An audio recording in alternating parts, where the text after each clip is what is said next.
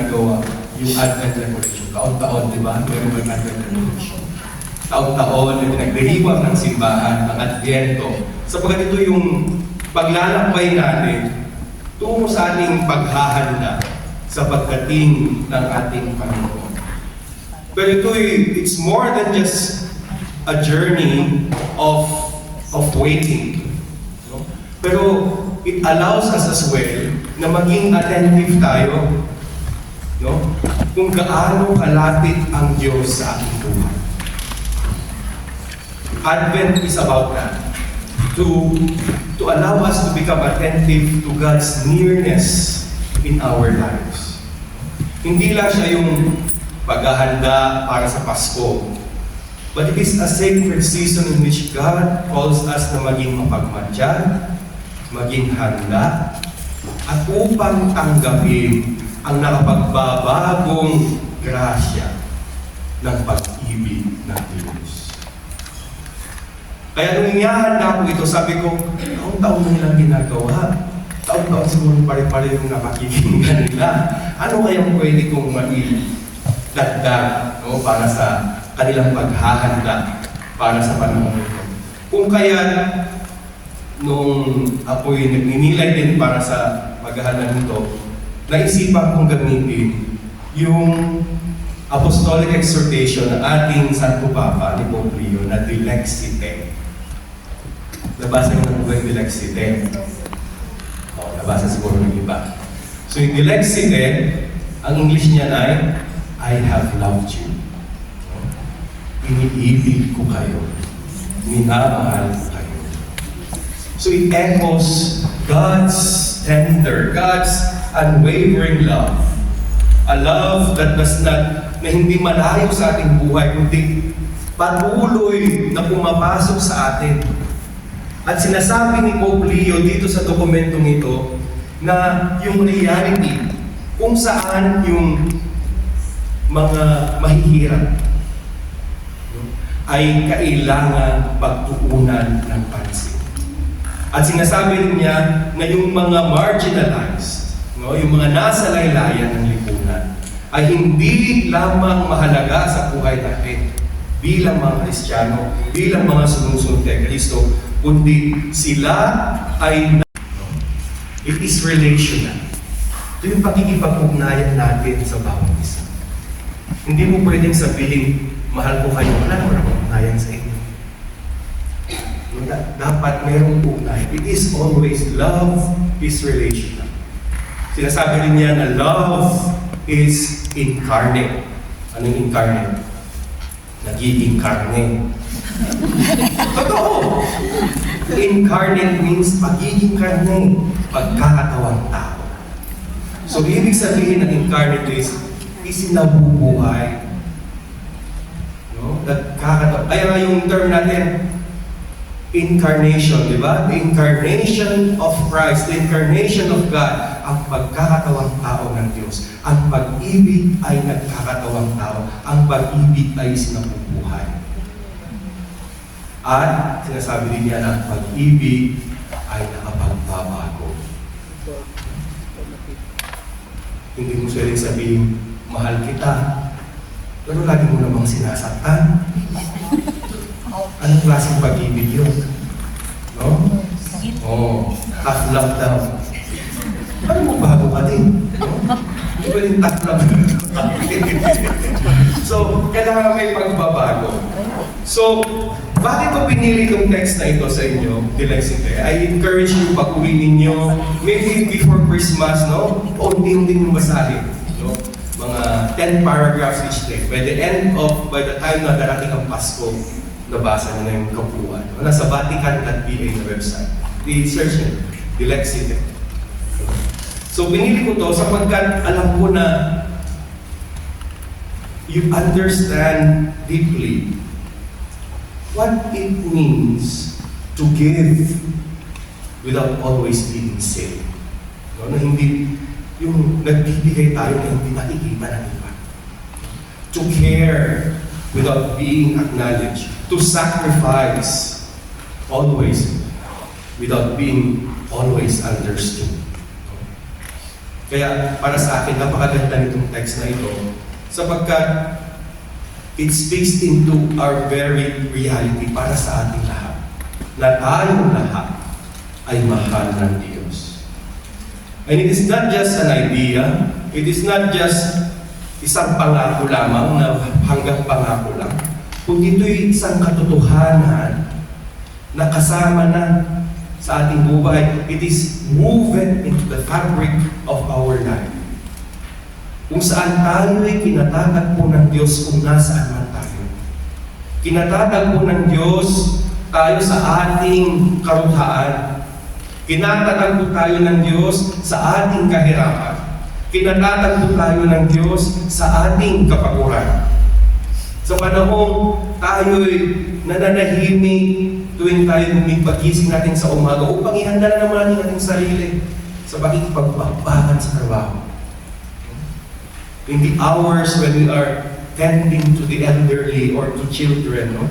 Sa ating nakikipagtagpo sa atin ng Diyos, manong tayo nalulungkot, tayo na-homesick, sa bawat sakripisyong ating ginagawa sa ating buhay, tayo natatagpo ng Diyos.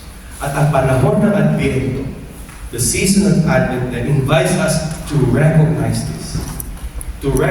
this love, and allow it to change how we see ourselves, how we see our work, and how we see our purpose in life. Kasi nakikita doon sa Dilexite kung gaano pinahahalagahan ng Diyos ang bawat isa. Na ang bawat isa ay may purpose. Kung mapagbasa ng Dilexite, sasabihin niya doon na sa pamamagitan ng mga dukha, makikita natin ang Diyos.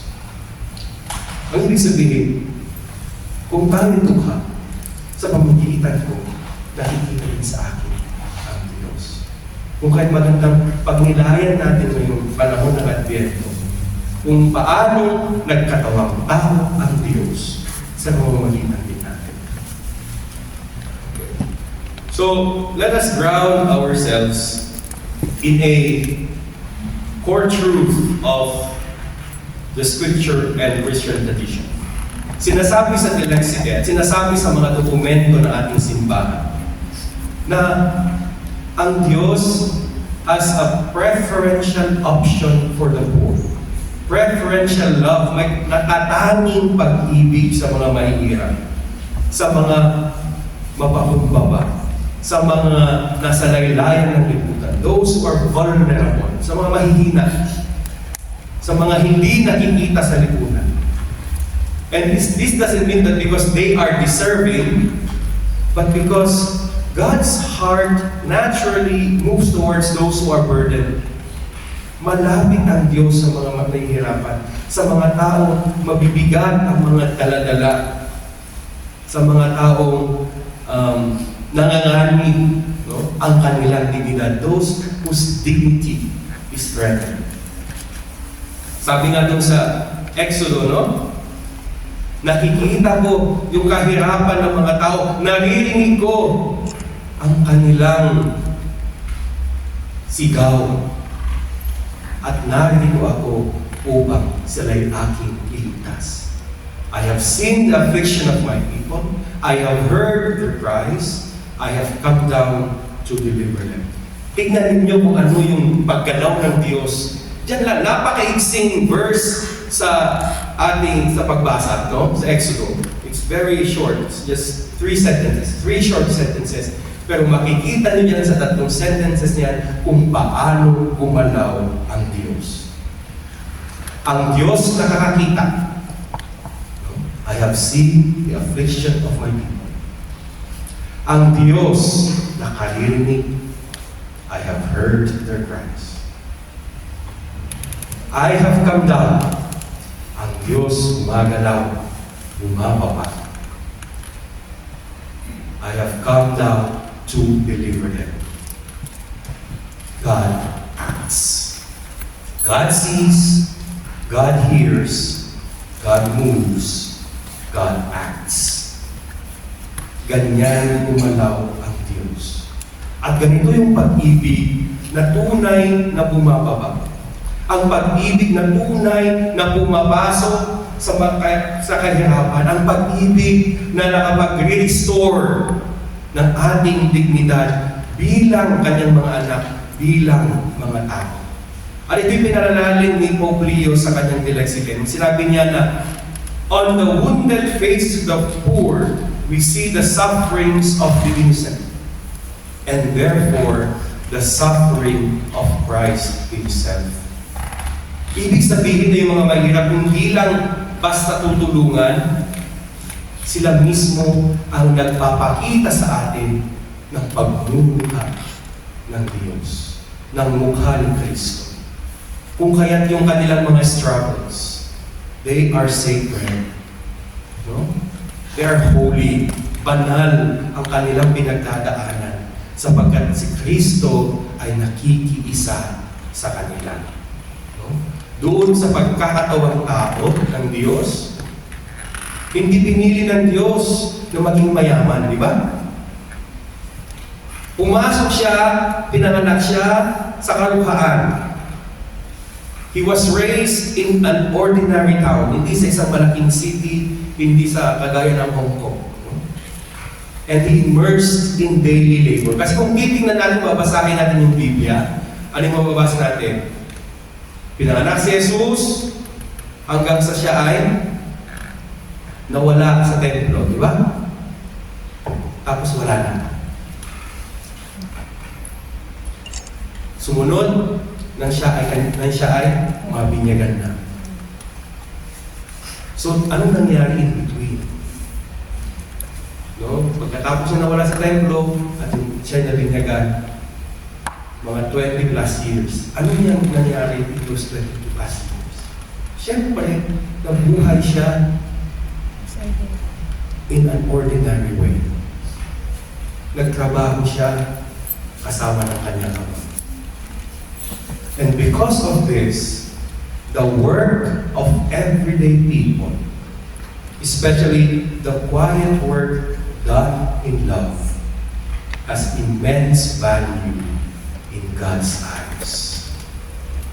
Kung kaya tayo na nagtatrabaho, anuman yung trabaho natin, we participate in this sacred story.